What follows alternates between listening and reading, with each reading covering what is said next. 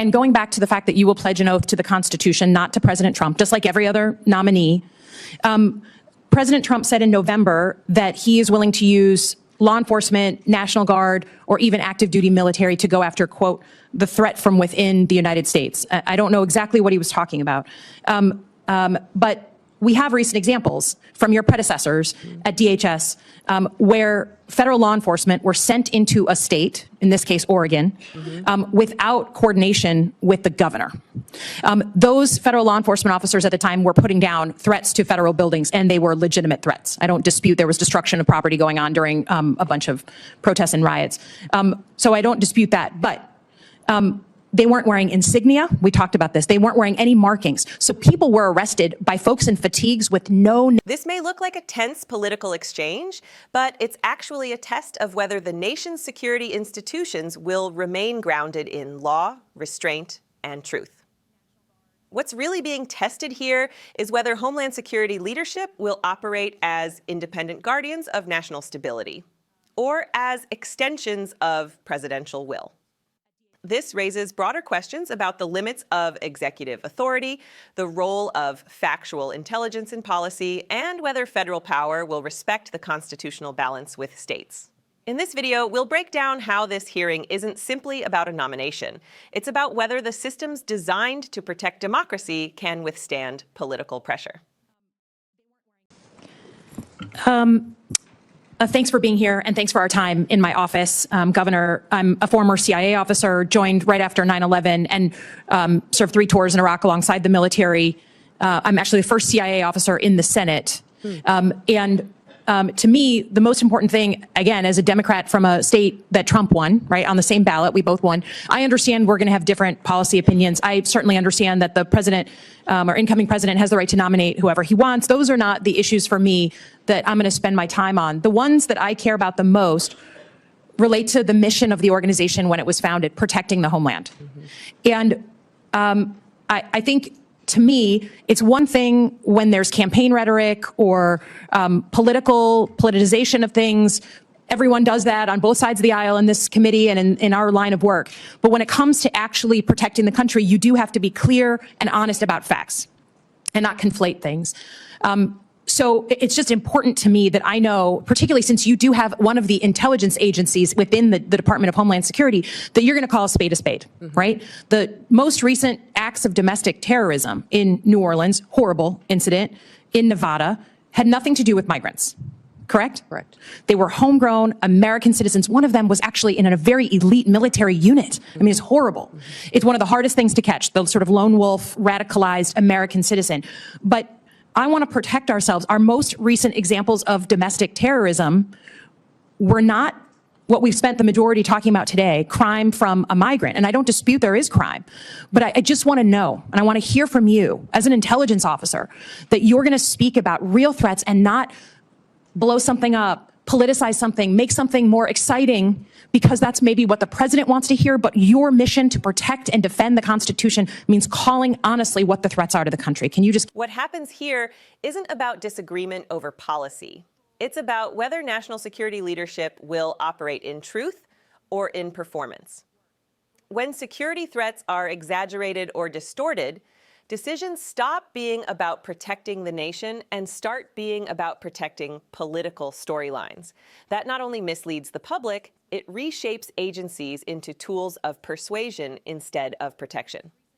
And that is exactly where democratic trust begins to fracture. Give me a yes or no, please. Yes, Senator, I will be as transparent and factual every day with you and the American people as possible based on the information that I have. I don't know if the investigations are closed in New Orleans and in Nevada, but what we know so far and needs to be relayed to the American people needs to be the truth and facts. Yeah, I'd ask that. We've talked a lot about border security. As a CIA officer, I think one of the only people on this committee who's actually worked on protecting the homeland. I'm a Middle East terrorism and militia expert by training, so I believe deeply in it. And every country of the world gets to decide who comes inside its borders. That's not a radical concept. But I think I've been open with this committee that it is also on us to fix the deeply broken legal immigration system. I'm glad to hear that you're going to carry out the laws on the immigration system. Democrats and Republicans are to blame that we haven't fixed this system. But I also believe you can't fully control the border unless you give people that we need for our companies, for our economy, a legal vetted way to come here. So do you believe in legal vetted immigration and that we need more of it in the United States? I do. This matters because it confronts a truth politicians rarely admit. Security isn't strengthened by chaos, it's strengthened by functioning systems. When immigration laws remain broken, leaders gain a permanent political talking point and lose the incentive to fix the problem. The question here isn't about ideology, it's whether DHS will treat immigration as policy or as a perpetual political weapon. I believe we need to follow our legal immigration laws and that it needs to be vetted. We need more resources, I believe, in some of the elements of this to ensure. Do you believe that our economy depends and needs some level, just like your family came from Norway and on economic, drive and wanted a better life? Immigration's always been a part of our history and will be a part of our future. We just need to make sure that we're adhering to our nation's laws, which this body has the ability to. I'm with you. Continue to change and to put in place. Again, going back to the fact that you will pledge an oath to the Constitution, not to President Trump, just like every other nominee. President Trump said in November that he is willing to use law enforcement, National Guard, or even active duty military to go after, quote, the threat from within the United States. I don't know exactly what he was talking about. But we have recent examples from your predecessors at DHS where federal law enforcement were sent into a state, in this case Oregon, without coordination with the governor. Those federal law enforcement officers at the time were putting down threats to federal buildings, and they were legitimate threats. I don't dispute there was destruction of property going on during a bunch of protests and riots. So I don't dispute that, but they weren't wearing insignia. We talked about this. They weren't wearing any markings. So people were arrested by folks in fatigues with no. This is where institutional integrity is on the line. The issue isn't whether unrest is real. The issue is whether national power is restrained by law or unleashed by political will. Every time federal authority bypasses state governance, it erodes the balance designed to prevent centralized control. That balance isn't theoretical. It's the foundation of American governance. Names, no idea who they were, like right out of a bad Hollywood movie, okay? If the president asks you to send in federal law enforcement to a state without coordination of that governor, would you support that action? Senator, my job, if nominated and sworn in as Secretary of Homeland Security, is to uphold the Constitution and to uphold the rules of this country. Yes, that will be the oath and the pledge that I will be making. And my goal also is to work with you to ensure that we have situations that are always appropriate, that we are well defined. I just need to know, you're a former governor. You can imagine that if Joe Biden sent in 700 federal law enforcement under Secretary Mayorkas without coordinating with you, I think we can agree you'd be a little upset. So I just ask that you give the same respect for coordination and that we are very sensitive. People are worried about politicizing of law enforcement and the uniformed military. That's a bad thing. I hope we can agree. Lastly, I will just say, look forward to looking at the northern border, the Gordie Howe Bridge, your help staffing that. We know you aren't right now across many administrations. We haven't met our staffing goals at DHS, and that's a problem. So we really want to make sure that opens on time. But I also want your assurances. You received FEMA assistance from Joe Biden's administration, right? You had historic floods. Yep. You asked and requested of the administration, and you were given millions of dollars to help with that.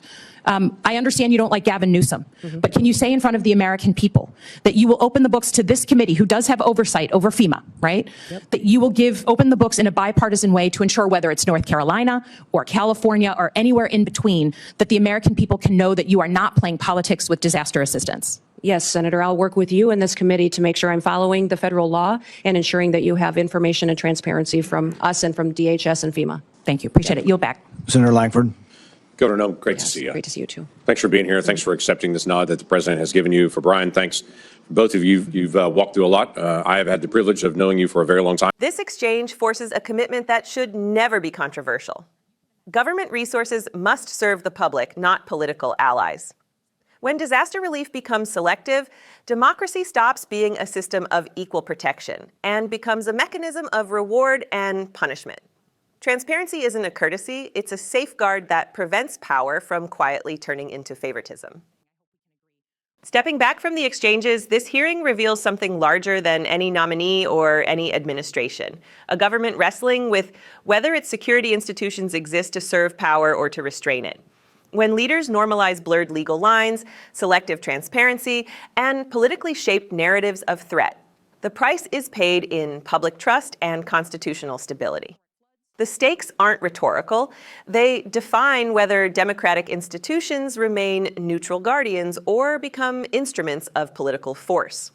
Accountability isn't optional. Constitutional limits aren't symbolic. And integrity in governance is not negotiable. Subscribe to Liberty Report USA. Support truth-driven political analysis.